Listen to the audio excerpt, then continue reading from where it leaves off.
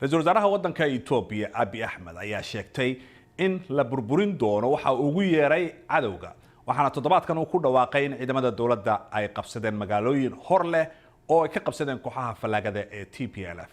Abiy Ahmed waxa uu maanta sheegay in wajigii koowaad ee dagaalka la soo afjaray. dhanka TPLF-na iyaguna waxay sheegteen in xeelad dagaal awgeed ay uga baxeen magaalooyinkaasi laga qabsaday. barnaamijka faaqidaada ee toddobaadka ayaanu caawa ku eegaynaa waxaana barnaamijka igala qayb galaya Mukhtaar Ismaaciil Isxaaq oo horey la taliye uga soo noqday madaxweynaha dowlad deegaanka Soomaalida iyo Saciid Macalin Shukri oo isna wax ka qora arrimaha Itoobiya Jigjiga iyo Nairobi ayay kala joogaan. waxaan ku hormarayaa Mukhtaar oo Jigjiga jooga. Mukhtaar Abiy waa kan leh guul baynu ka gaarnay dagaalkii sanad ka horna sidaas oo kale ayuu lahaa Makelle markii ay qabsadeen ma la oran karaa dagaalkan Itoobiya wax dhamaanaya uma eka walaal waa sidaad sheegtay weeyaan walaal wax cusub ma ahan sheegashada Abiy hadda ka hor waan aragnay uu sheegtay maqaale markuu galay wuxuu yiri dagaalkan soo dhameynay qolooyinkan ma aragtay waan tartamay dib dambe looma arki doono asi yeeshay muddo kadib inay dib isu soo abaabuleen ayay xog ugu soo saareen deegaankoodii oo ilaa iyo maaragtay deegaanadan Amxaarada intooda badan ay qabsadeen sabab 130 kilomitir meel u jirta ayay soo gaareen marka sheegashadan Abiy wax cusub ma ahan dhowr jiro hore ayuu sheegtay tiidahan way soconaysay haddana waxaan u aragnaa sheegashadii hore oo kale mid lamid ah wax macno laha inayna soo kordhin doonin oo dagaalkana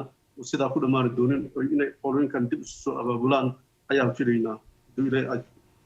waan gartay Mukhtaar aad baad u mahadsan tahay waxaan soo gelinayaa Saciid maxay kula tahay adigu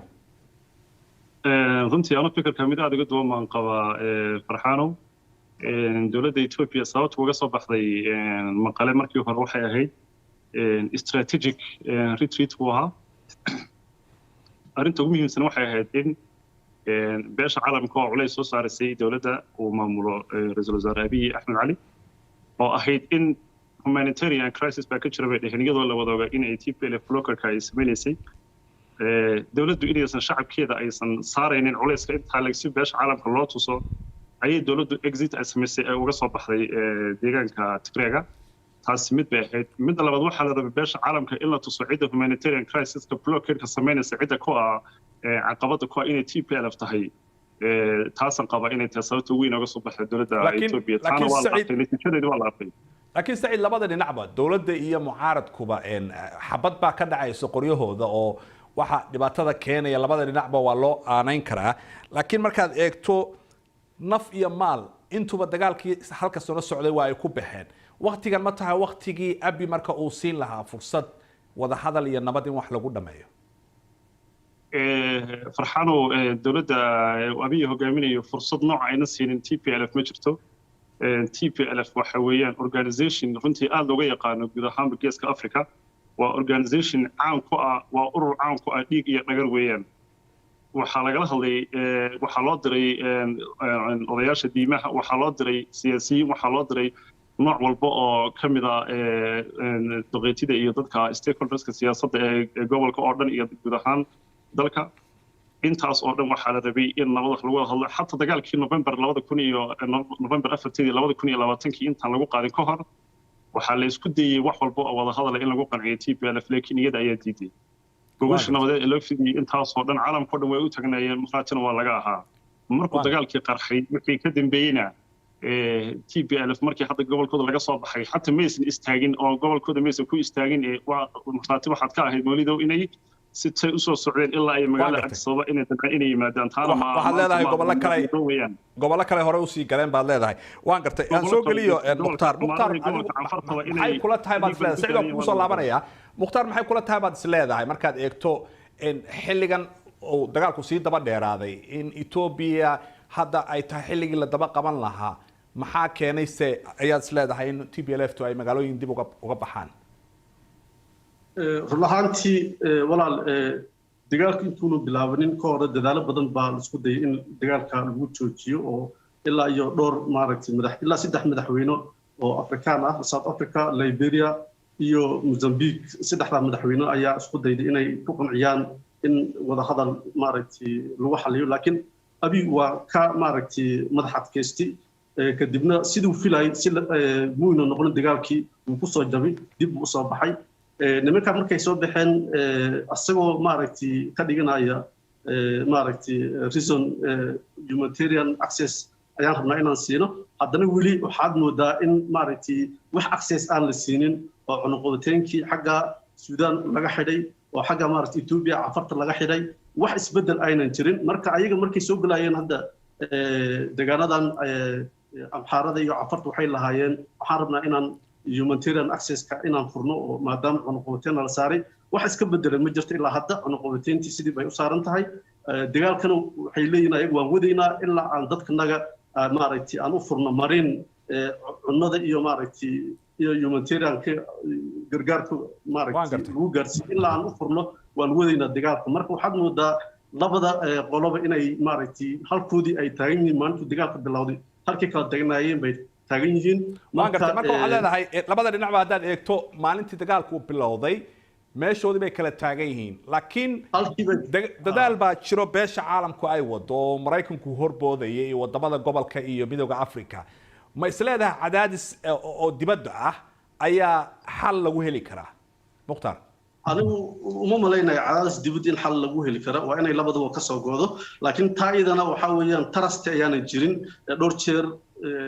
waa la kala fogaaday dadkaa way kala fogaadeen suxun baa lisu laayay tarastigii ma jira marka ilaa maaragtay isbeddel siyaasadeed waddanka ka dhaca anigu uma malaynayo etoobiyana dhaqan uma laha in maaragtay consensus iyo wadahadal wax lagu xalliyo in la kala adkaado mooyaan dhaqan uma laha in maaragtay wadahadal wax lagu xalliyo marka lay kale in ay kala adkaadaan unbay u dhowdahay in wax maaragtay waa gartay marka in la kala Saciid baa madaxa ruuxaya waad mahadsantahay Mukhtaar waan kugu soo noqonaya waqti badan ma hayno Saciid waxa uu leeyahay Mukhtaar Ethiopia wadahadal laguma kala baxee waa in la kala adkaado runtii farxaanow in la kala adkaado kolley waa sabab haddii ay ka fursan weydo kolley way noqon doontaa taasi oo shaki ma laha laakiin cadaadiska ka imanaya beesha caalamku wuxuu si fiican noo tusay ra-iisul wasaare abiy saddexda cadaadis ee saarna wuxuu ahaa marka koowaad block waxay sameeyeen isbahaysiga geeska afrika ka abuurmay abiy u ahaa gundhiga u ahaa eritrea ethiopia iyo soomaaliya kow fargelintii uu ra-iisul wasaare abiy ka daayay dalalka jaarka allaba iyo cadaadiskii gudaha oo ka sameyn jirtay dowladdii ay hogaaminaysay TPLF saddexdaas meesha ka baxday abiy oo intuu meesha ka saaray isagoo saddex arrimood ka duwan la yimid waxay keentay inay beesha caalamku cadaadis badan ay saartay laakiin cadaadiskaas haddii uu sii socdo wax uu soo kordhinaya ma laha oon ka ahayn in xaaladdu ay sii xumaato xaaladdu waxay ku hagaagi kartaa oo keliya in dowladda Ethiopia gudaheeda looga dambeeyo in hawshan ay soo afjarto waxaan filayaa marka hawshu inay sida ugu nabdoon inay noqon doonto adigu hadda Ethiopia joogtaa waliba jigjiga joogtaa dhinaca dawladdaadna aad la jirtaa la dhacsan tahay abi maanta wuxuu ka soo laabtay baa lidii jiidii hore dagaalka oo dharka tuutaa u xirtay taa maxay ka dhigan tahay baas leedahay kolley anigu la dhacsanay dawladda kaliya ma aha waxaan garab taaganahay markasta waa xaqa iyo wixii ummadda danta u aweyn iyo dalkaba iyo deegaankaygaba dhinaca kale abiy soo laabashada xagga ka soo laabtay waxay sawir fiican ka bixinaysaa guusha siyaasadeed iyo midda military uu gaaray iyo sida uu uga guuleystay ururkii argagixisada ahaa ee TPLF sababta keentay hadda macnaha guushaas ayaa u soo laabtay marka sababta u soo laabtay midaas weeyaan marka guul buu la soo laabtay waan gartay Mukhtaar aan soo galiyo Mukhtaar gabagabaynu joognaa maxaad is leedahay marka Ethiopia waxaad tiri cadaadisna wax kuma soconayo wada hadalna waxba kuma soconayaan dagaalna haddii la eegayo xabad hadda cid adkaatay uma jeedo hal sano wajiitan baa socda muxuu xal ku yahay walaal xalku wuxuu yahay inuu maaragtay ninkaas siyaasadda ayuu ku fashilmay abiy waa inuu iscasilaa walaal because haddii uu guulaysto haddaan kalsoonida dadka ma haysto oo Tigray bis ma walaal